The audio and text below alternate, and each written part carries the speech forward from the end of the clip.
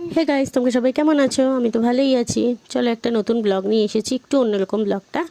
এটা হচ্ছে আমার মেয়ে স্কুলে আজকে ফুড ফেস্টিভ্যাল ছিল, সেটারই ব্লগ। চলো তোমরা দেখো। ওই যাও, একটু বল কি বানিয়েছিস তোরা? আমি ঘুরে চাউমিন বানিয়েছি। এবার দেখি চাউমিনটা, অর্ধেকটা শেষই হয়ে গেছে। একটুখানি আছে আর একটা চামচ দিবি না? ও কাকি খুচরো নাই তো।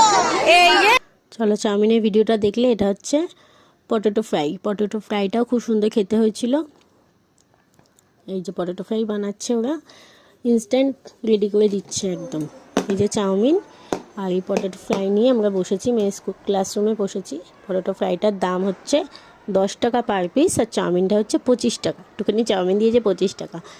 যাই হোক, অনেকগুলো টাকা খরচা হয়ে গেছে আজকে।